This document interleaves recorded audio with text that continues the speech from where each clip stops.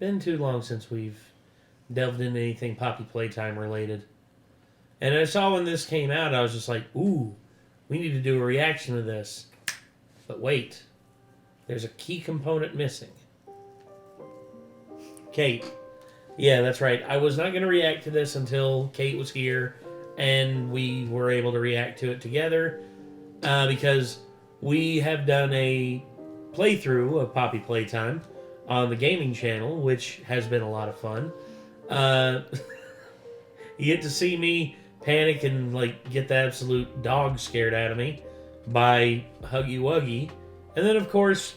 And me. And Kate mostly hiding under her blanket. Kate mostly hiding under her blanket. 2 Disney movies after we first played it. She had to do her Disney therapy. I don't know why. I don't like dolls, and I don't understand why kids think that toy is like the rage right now, and I'm just like, yeah. Oh gosh, it's one of those things. Your nieces and nephew love Huggy Wuggy, and I'm just like, hell no. Yeah. I didn't tell them that, but I'm just like, But Poppy Playtime Chapter 3 is very rapidly approaching. At least I hope it's rapidly approaching. They keep saying December 2023. That's when it'll be out. And it's like, okay, it's currently November, and we haven't heard anything else. Are you sure it's going to be out by the end of this year? Because if not, that's fine.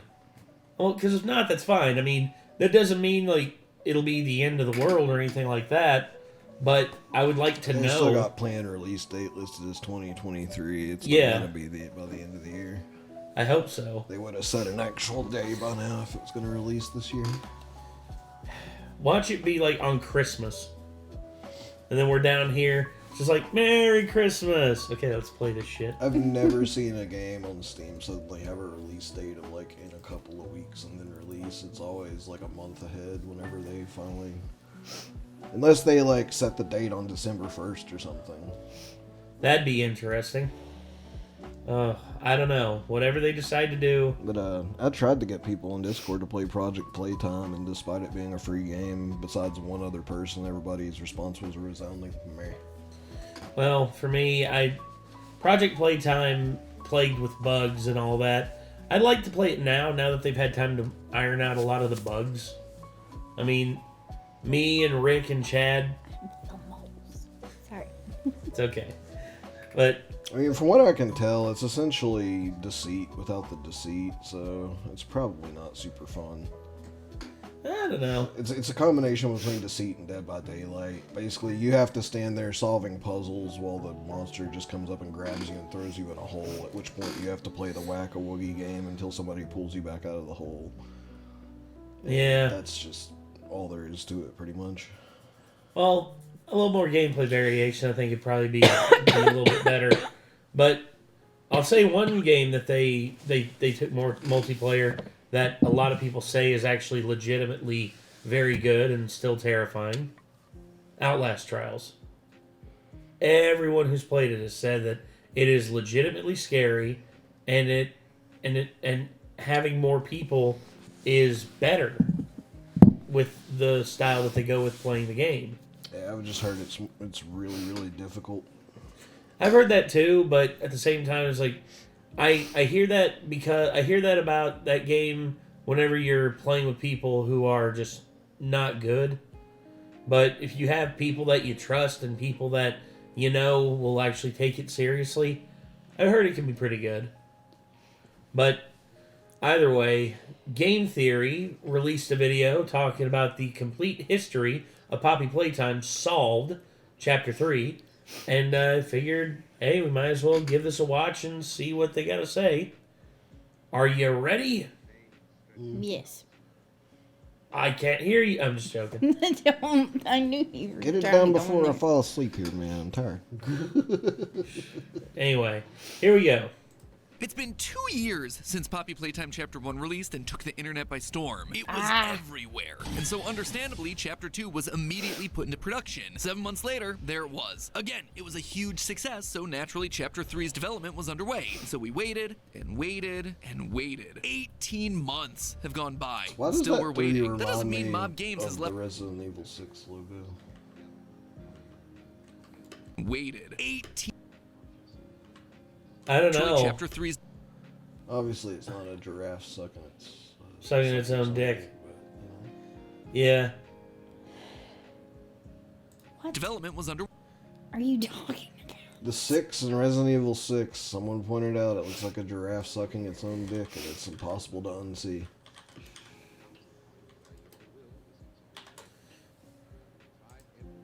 I know, it's someone sucking a giraffe's dick, that's what it is.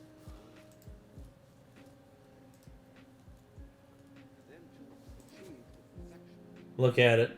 There's the giraffe. There's the dude. Yeah. You can't unsee it.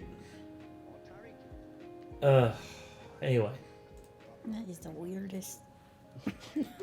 I remember playing that game all the way through, and at the end I was just like, that was horrible. I played about 4 or 5 missions into it with my buddy Josh, and at a point we just looked at each other and it was like, are you having fun? No. Me either. Yeah, let's quit playing this. I played the whole thing. I'm gonna By play the myself. whole thing now, but because I've played every single other one pretty much at this point.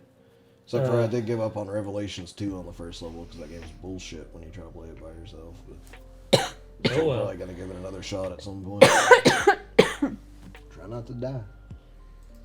Way. And so we waited and waited and waited. 18 months have gone by, and still we're waiting. That doesn't mean Mob Games has left us completely empty-handed. They've been giving us little tidbits of lore in all kinds of strange places. But with all these little breadcrumbs of lore being dropped over such a long period, it can be hard to keep track of what we do and don't officially know. That is, until today. Today I'm giving you in one complete video the definitive Poppy Playtime timeline. The Poppy Playtime line. Poppy Playtime line. Poppy Playtime line. It feels like it doesn't work, but it works, technically. Just Nah. Matt, I love you, dude, but no. Side eye. Hard side eye. Poppy's just like gonna slap him, just like just go, just go. Hello, Internet! Welcome to Game Theory, the show that'll stretch far and wide to find the lore. And while I'm busy doing that, why don't you give a big ol' huggy-wuggy to that subscribe button? We're always doing videos like I've this been to keep you guys subscribed up to for date. almost 10 Clearly, years, it's Matt. necessary. I mean, Mob Games has gone a bit insane with the lore drops for this one. It's not quite FNAF levels of let's release 20+ books with a single line of lore hidden in each one, but still, it's a lot to have to keep track of. Outside of the 2 main chapter releases, we've had a spin-off title with 3 phases and 2 VHS tapes, 3 found footage YouTube videos, 2 ARGs with dozens of tiny scraps of lore, and a partridge in a pear tree. They even hid lore in their anniversary videos. Like, who does that? Who does that? But while their methods might seem unorthodox, it does mean that there's a lot of lore and a lot of dates getting thrown around that are pretty difficult to keep track of, especially when all the story they've been seeding out happens decades before the actual games themselves. So today, we're gonna be wiping the slate clean and starting over. We're gonna be putting all the evidence together, all the theories we've had to create one cohesive timeline, so when Chapter 3 does release next month, we know exactly where we stand and what to expect. Strap on those grab packs, friends. It's time to lower ourselves into the depths of this haunted toy empire's history. The story begins not with any of the games, but rather with Playtime Co.'s website. On this now deleted webpage, we learn about the company's founder, Elliot Ludwig. He founded Playtime Co. in 1930 as a way to, quote, bring joy to children. He gave everything to his company, but sadly that work ethic would just wind up pushing his wife into divorce. Regardless, Elliot continued onward, determined to bring Playtime Co. to new heights, and according to the controversial NFT collection, in 1950 the company created the toy that would put them on the map. In the most incredible doll video on YouTube announcing the game, we find our titular toy, Poppy Playtime. Elliot had outdone himself. Poppy wasn't just a lifeless doll, she could talk to you, she could even respond to questions, making her an instant hit with children everywhere. She was also an instant hit with the parents, because her hair smelled just like her namesake of poppies. Flower that doesn't actually have much of a scent, but does contain opium, which was used throughout history in children's medication to relieve pain and help sleep. So we had this new toy that every child wanted, and then parents would suddenly find that their kids were What much a great calmer thing and to give to sleepier. kids, right? I know, right? It's almost as ridiculous as Never mind. Totally These toys free of started side to fly effects off the and shelves. nearly The company fatal became a withdrawal household name. symptoms. That said, not all Poppies were created equally. All the regular Poppy dolls were incredible feats of engineering, but one was at a different level. Her conversational skills were like having a conversation with an actual person. Sorry. I didn't mean to scare you. But that wasn't a coincidence, because she was an actual person. Hidden in the game files is an unused ending monologue for Chapter 2, where Poppy reveals a lot more about her backstory. Specifically, this line right here. Terrible things have happened, and I am the cause. Being able to exist as a doll, it has killed so many people.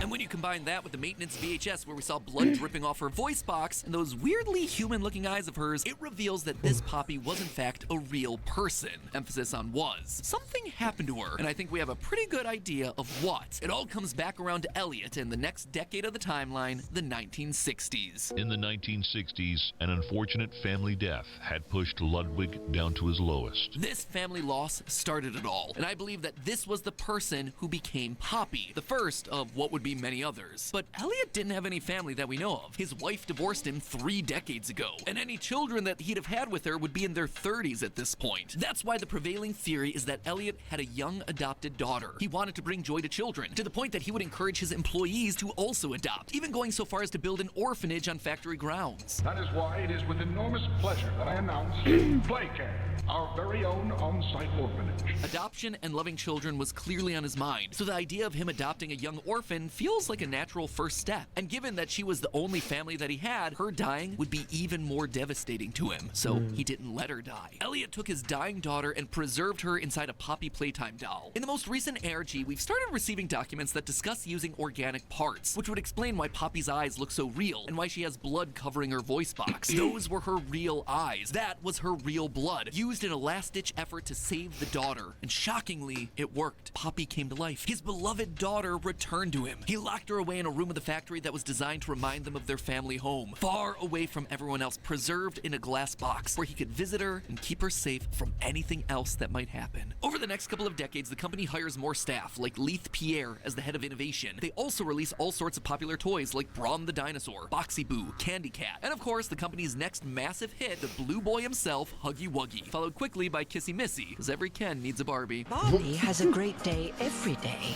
but Ken only has a great day if Barbie looks at him. Despite that popularity, the company struggles to remain afloat. When I look at this company we've built, I do not feel proud. Declining profits, failed experiments, people are constantly seeing things they shouldn't. How is that anything less than complete failure on our part? It's pathetic. Those, dear theorists, are the words of Harley Sawyer. I'm called the Doctor. And he isn't just bringing up problems, he's also the man with the solution. I'm here now with a solution. The Bigger Bodies Initiative. Giant toys. We can increase our workforce and simultaneously decrease the number of lawsuits and people on our payroll if the people we have working aren't people. And the idea is all thanks to the one living toy that told us she started it all, Poppy. This leads us to the early 90s when the Doctor's plan is in full swing. It's here where we join him trying to recreate the magic that is Poppy, studying her in her little safe glass case and trying desperately to figure out how Elliot's daughter was able to continue living inside the doll. There are hundreds of experiments, one of which we see a report of. That was one of the dead children from Five Nights at Freddy's. I saw that. On Elliot's desk in Chapter 2, Experiment 814. Based on the handwriting of this and several other notes, this appears to be a report written by the Doctor himself. And by this point, it's pretty darn clear what element of Poppy he's focused on. Quote, the experiment utilized a live rat. Rat was fed 3 portions daily for 2 weeks. At the end of the 2 weeks, the rat was killed and submerged into a poppy flower preservative gel mixture. 1 week later, an electric shock was applied to the rat in an attempt to revive it. The rat remained unresponsive. The Doctor suspects that poppy flowers and living parts are the 2 key factors to creating more living toys, but his experiments still wind up in failure. That said, the Doctor seems to have an idea as to why. Quote again, I still believe in the potential of the poppy flower. Perhaps something larger than a rat would yield different results. And in Chapter 2, Mommy Longlegs reveals exactly what he meant by that. It was always so sad to see the kids go. They called me Mommy because I was the closest thing they ever had to one. And they come for games and never come back. What's the difference between Experiment 814 and Poppy? Poppy wasn't a rat. She was a human, a child, an orphan. Orphans have no parents, which means if they go missing, there's no missing persons report, no investigations, because who would miss them? It was the perfect crime and the perfect answer to the doctor's experiment. To facilitate this, the company creates Playcare, Playtime's own on-site orphanage, as well as the Game Station, a facility designed to test and improve the skills of the orphan children. In Chapter 2, we see reports that show us the improvement of one specific child's skills, and in those reports, we see that they've been assigned a toy that they'll soon become. It's at this point that the Bigger Bodies Initiative has a breakthrough. Using pieces of organic parts and machinery, they're able to create a prototype of what they wish to create. Experiment 1006. The prototype seems to possess an unprecedented level of intelligence, beyond that of all other test subjects, as well as an alarming willingness to commit violence. The tape goes on to describe Huggy Wuggy, Experiment 1170, as fully obedient, which led me to believe that there was something different about 1006. For him to be more intelligent means that he must have stronger cognitive function than the orphans. Children are easier to control. You can tell him what to do because you're an adult, an authority figure. But what if 1006 was a fellow adult? That might make it harder to control, especially if there's someone with supreme intellect and creative building skills. The prototype seemingly disassembled the digital alarm clock within his room and utilized the battery, along with several other components, to create a laser pointer, which he then fired into the security camera, disabling it. Who's an adult in this franchise that we know has the genius and creativity to make some of the most beloved toys in the world? None other than Elliot Ludwig himself. Now, initially, I theorized that he became 1006 because he was an adult who loved and cared for orphans, and so when he discovered that the doctor was using him for his experiments, he went to shut the whole thing down, only for the doctor to silence him. That's why 1006 is so aggressive towards the scientists in the tapes, and why he'd later lead the charge in an uprising against Playtime Co. that he would call the Hour of Joy, reminiscent of what he always wanted to achieve, bringing joy to children. Though still missing, today's events are no doubt in relation to him. But here's the problem. Since that theory, there's been a few pieces of evidence that tell us that Elliot was fully aware of the experiments happening on the orphans. There's an email that appeared in the most recent ARG, written by Elliot, that says, quote, "One of those dang Huggy Wuggies is loose. For it to get loose, it has to be alive," meaning a child had to have been converted into a version of Huggy. This email would also disprove Elliot as being 1006, because Huggy Wuggy is Experiment 1170, and if these people have any respect for the scientific process, 1170 should come after 1006. That said, that email has actually been redacted by Mob Games. It's no longer available in the ARG. The main reason? I suspect it's the date. It's labeled June 23rd, 1981. You see, Huggy Wuggy the toy wasn't even created until 1984, 3 years after that date. So that email's not canonical in that case, I would say. Either that or... So they may have redacted it because it does actually undo the theory that Ludwig is the prototype. I think that theory is still in play in that case. Maybe. It specifically calls out that he's, quote, "a living giant." Y'all didn't hear that, did you? What was that? That was my stomach. Oh. I heard it. I heard it, but I thought it was the dog. Famous Playtime Co. toy. So Giant Huggy couldn't exist in 1981 if the toy he's based on didn't exist in 1981. Looks like the timeline's getting tricky to keep track of, even for the creators of the timeline. But while the evidence may not have panned out, I still think we can say that Elliot was fully aware of what was going on. We hear Elliot Ludwig opening the Playcare in the teaser for Chapter 3. We owe everything to these children. This company and its toys are nothing without them. That is why it is with enormous pleasure that as the founder of Playtime Co., I announce Playcare, our very own on-site orphanage. Did you hear that? We owe everything to these children. That to me sounds like someone who knows exactly what's about to happen to these kids. It's classic hiding the truth in plain sight kind of language. That being said, I wouldn't be so fast to say that my theory of Elliot being the prototype is totally debunked yet either. While this shows that he was fully aware of the experiments and therefore wouldn't have been angry with the doctor and what he was doing, it also doesn't stop him from being turned into the prototype. Consider this. We don't know how old Elliot is at any given point in the story. The best we have to go off of is that he was married at some point in the 1920s and divorced in 1930. The average age of a man getting married in the 1920s was around 25. So let's say that he'd been married a few years before divorcing and was now around 28 in 1930. That would mean that by 1990, Elliot would be around 88. So pretty old, but still kicking. So what if, rather than being got rid of and forced into the experiment, he was a willing participant in that experiment? We see in the VHS video restricted restoration that Playtime is okay with using adults, and specifically adults who are close to death. In Project Playtime's Phase 2 update, we hear the doctor say this: "Mortality is the curse of the weak." Which lines up pretty well with the Chapter 2 death screen, May We Forget Death. Being in his late 80s, Elliot may have seen the writing on the wall, and while the play care was still being set up, he decided to offer himself to the experiment to prove the concept, to help him live forever and to continue seeing Playtime Co. thrive. But something happens that neither him nor the doctor expected. You see, there's an adult that's turned into brawn, known as Experiment 1199, and a key factor is that he isn't able to remember who he is or what happened to him. Whereas the other converted toys, the ones made from children, they seem to be able to remember at least something of who they were. They recognize that this character isn't a tortured child like them, and so they attack him. But if that's exactly what happened to 1006, an adult brain might just be unable to truly keep all its memories. Elliot doesn't remember exactly who he is. He's essentially back to his base mindset and instincts, and using his intellect, he's able to put together the pieces, seeing the pain of all the children as they were converted, leading him to lash out and become the evil mastermind that we know today. Despite all the violence and murder, the prototype is essentially a success. The concept of bringing inanimate objects to life using the life of another worked, and so they pressed on with the Bigger Bodies initiative, with their first major success coming in the form of an old toy from 1966, Boxy Boo. They said it was impossible, yet you defied all odds. The first of many. Naturally, you have proven my Bigger Bodies initiative a success. And just in time, too. The doctor always wanted these bigger bodies to fulfill jobs around the factory, and there was a very specific job that he needed resolved, and fast. Now, we need to start tailoring that appetite of yours to flesh. Where to start?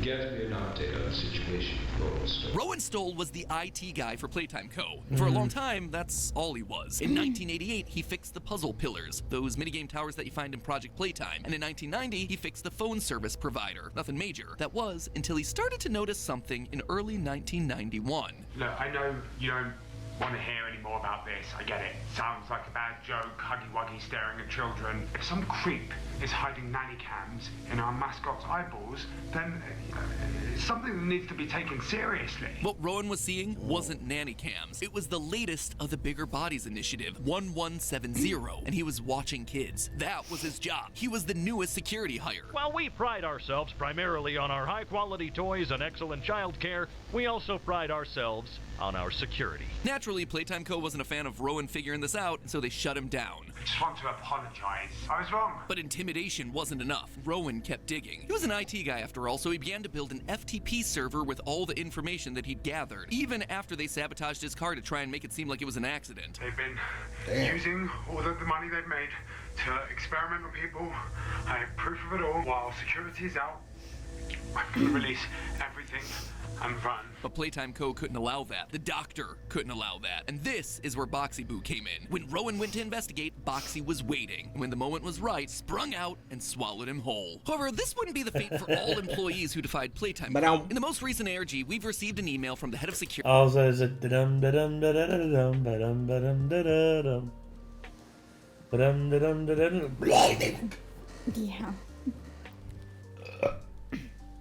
About a dead staff member with puncture wounds in his abdomen, and likely hidden for weeks before being found. This seems to be referencing Rowan, who, even after death, continued to be a nuisance. Now they needed some sort of cover-up story for the police. So going forward, the doctor would correct his mistake. He would try a different approach, one that would make bad employees disappear permanently. In that final FTP dump from Rowan, we got a disciplinary notice for Patty Hall. This name has only come up once before, as an employee who sabotaged the paint machines, causing toys to be recalled and the company to lose profits. We see that for her disciplinary action, she was sent to Storage B by none other than the doctor. And the next time we see Storage B is in the restricted relocation video from 1995. A room filled with bloodied and dead toys, except for a giant kissy missy in the middle of the room. In that final FTP dump, Rowan specifically calls out that people are being experimented on. And then we find Patty Hall being sent to the place where we see a Bigger Bodies initiative experiment. Coincidence? I think not. I think this was the fate of Patty Hall. She defied Playtime Co. and the doctor, and so he turned her into Kissy Missy, where there would be no more trace of her for police. Not all these experiments were complete successes, though. In a report from the newest ARG, we learn of experiments 1186 and 1187. And while we don't know exactly what went wrong, we do know that there were, quote, shortcomings. So it may not be that there are almost 200 living toys active in the factory, but rather that there are around 200 attempts, some of which were successful, like Huggy Wuggy, and others that were less so. Regardless, that is a lot of victims. And given that Rowan's report started in early 1991, and the latest experiment number we have is 1222 for Mommy Longlegs, who was invented before her toy was released in 1991, it means that all of this happened in a single year, 1991. You gotta appreciate the efficiency of these guys. And so they needed to develop a more effective way to infuse the orphans they'd acquired with the poppy mixture that was vital to the transformation process. So they invented something that we've seen throughout the teasers for Chapter 3, poppy gas. Like I mentioned earlier, poppies have been used throughout history to help kids sleep, and so converting it into a gas is the perfect way to not only get poppies into their bloodstream, but also to sedate them, get them to listen, obey, to sleep, not putting up any kind of fight. All you gotta do is give your staff members fun gas masks, like the Mickey Mouse masks from World War II, colored in Playtime Co.'s signature red and yellow so they appear less... Yeah,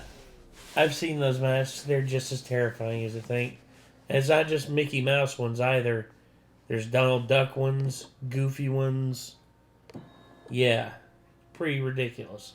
Scary to kids. But they still needed a delivery method, a way to administer the gas to the kids. And this is where the newest ARG once again comes in with the answer. We've received a couple of reports from staff members of the Playcare that tell us a little bit more about the operation that was going on there. The one child that keeps coming up in multiple reports is Theodore Gramble, who apparently was caught sneaking around the Playcare looking for files that a quote-unquote friend told him to find. Quote from the report, "I don't know his name. Nobody else knows he exists." Naturally, the counselor's suspicious of this, as the requests for files seem way too specific to be made by just a 7-year-old. A mysterious figure hiding in the shadows that kids don't know exist and is looking for files about the inner workings of Playcare? Sounds to me like Theodore is getting a visit from 1006, and that's exactly what's happening. Literally, as I'm writing this episode, we got another load of images from the ARG, and one of them is a drawing of Theodore sitting on his bed with a familiar black arm reaching out from under it. The prototype is using Theodore to try and stop the entire operation, to free the kids. But sadly, Theodore doesn't work out quite as intended. According to a transcript, he tried to escape, but something malfunctioned and he got electrocuted, stopping his heart and badly burning him. Fortunately, and unfortunately, there's a way to save him. At the same time all this was going on, Playtime was developing Experiment 1188, based on one of their newest toy lines, the Smiling Critters, specifically the purple cat, Catnap. This experiment would have massive claws, be able to change its size, and be fitted with, quote, a gas delivery apparatus at the back of the esophagus. So that's gonna be what's coming after us in Chapter 3, most likely, is Catnap.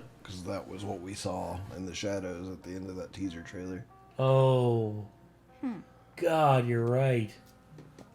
Perfect way to administer the poppy gas to the kids at the Playcare. They just hug and play with their new favorite toy while it slowly released its hallucinogenic gas. And right at the bottom of the document, on the name of potential candidates for conversion, who do we find? None other than Theodore. He had a horrible accident, maybe even close to death, so they gave him eternal life by turning him into the new villain for Chapter 3. In the Chapter 3 teaser, we see phrases like, "The original saved me, I rejoice in him," which are heavily implied to have been written by Catnap. He worships the original creation. He wishes to do nothing but serve him. Sound familiar? It's just like how the prototype, the original creation, spoke to Theodore, asking him to do things like Azrieldreemur. Just gotta get a Kleenex.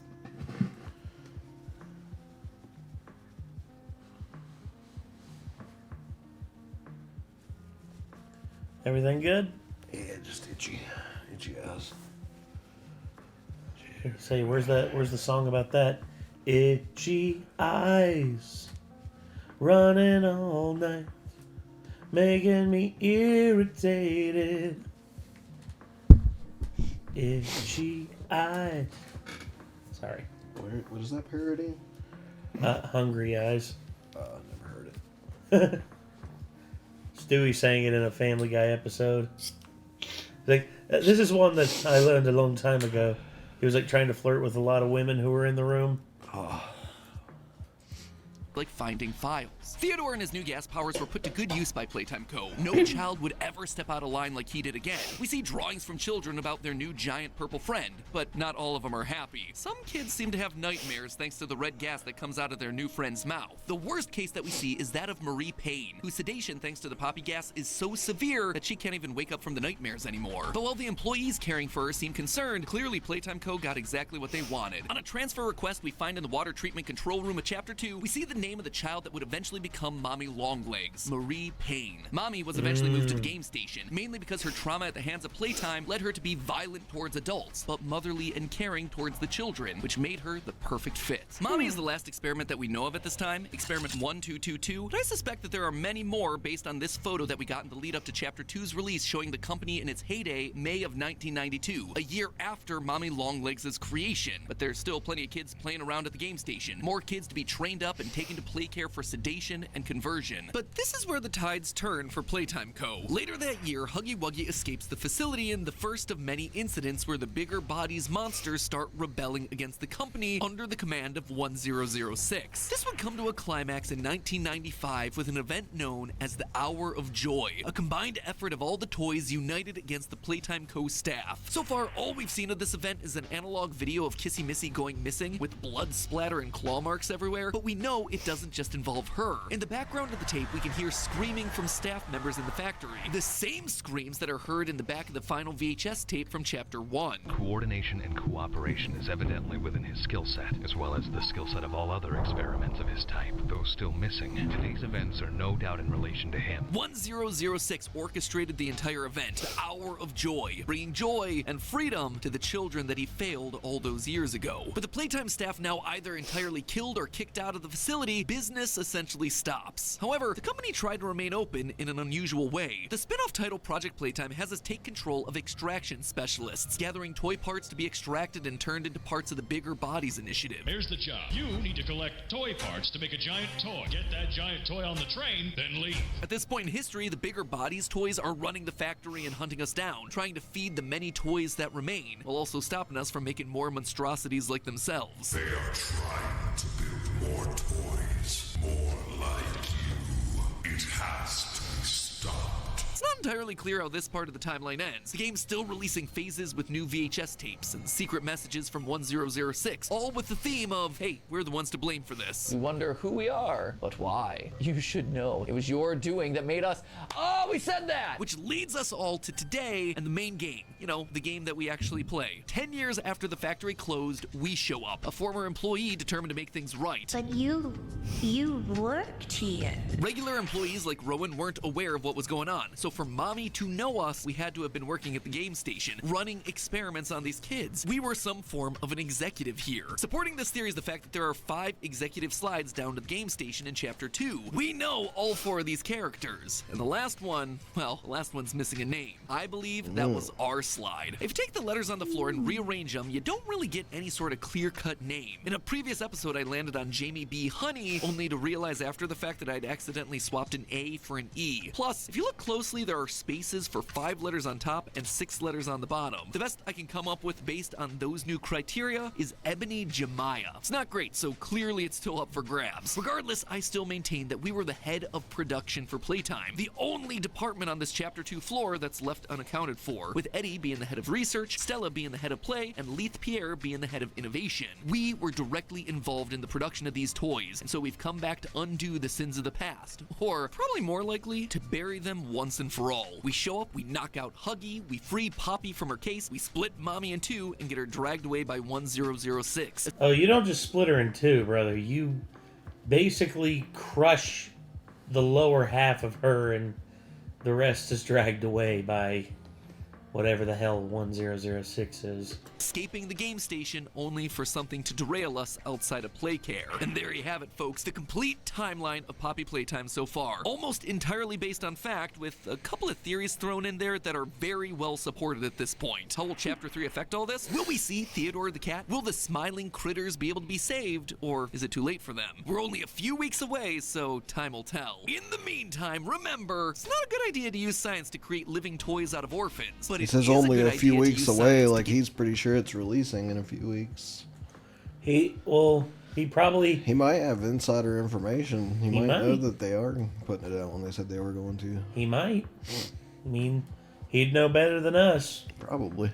You to drink more water, and there's no one who does that better than our sponsor for today's episode, Era. These guys are using science for the good of mankind, turning boring old water into a delicious beverage that anyone can enjoy, without actually adding any sort of artificial flavorings, colorings, or preservatives. Instead, they're hijacking your brain, not using a hallucinogenic gas, but rather by using your own sense of smell. Their scientifically crafted flavor pods make you think that you're drinking a flavorful beverage, when in reality, it's just tap water, which is perfect, because getting myself to drink enough water is pretty tough. But you know what's even harder? Getting my parents to drink enough water. Seriously, my mom will not drink water to save her life. Let me tell you, she will drink soda like there's no tomorrow. Suddenly realizing where I might have gotten it from. Yeah, with a quick Google, everything on Google says December 2023. So, I guess even though they haven't updated it on Steam, that's That's still the set date from what it seems like. Looks like we get to play it next month. Yay! Anyway, the point is, Air Up would make the perfect gift for my family, and I'm in luck. Air Up has just launched some amazing holiday deals, each of which come with a bottle and a variety of flavor pods. I think I'd probably recommend going with the Family Feast Bundle. You don't just get one bottle, you actually get two, one for each parent, along with an extra packet of cherry cola flavor pods. So I may just have to hold on to those for myself. I'll never know, unless of course they watch this video. Mom, don't watch this. You'll ruin the surprise. But I didn't even mention the best part. These deals aren't just a great gift for someone else, they're also a great deal for you, because this is their biggest sale of the year, which means that not only do I get to help save your loved ones from dehydration, you also get to save yourself some money in the process. But remember, these deals are only available from now until December 26th, so make sure you head on down to the description and click the link to get your Air Up right now. And as always, my friends, in the meantime, remember, it's all just a theory. A game theory. Thanks for watching. So there you go. That is the complete timeline of Poppy Playtime. That's good. Well, sounds pretty solid as far as I can Yeah. tell. I mean, I didn't have any arguments. I don't either. I mean, the only thing is like them redacting that one thing about the Huggy Wuggy getting loose. That's a bit iffy, but outside of that, everything else is pretty on the money. I mean, I don't have any like downsides to it. I mean, this was a good theory, a good comprehensive history, and It also sounds like some stuff that was previously just guesses have been like more solidly put into place at this point. Like, well, yeah, who because Kissy Missy is, for yeah, example.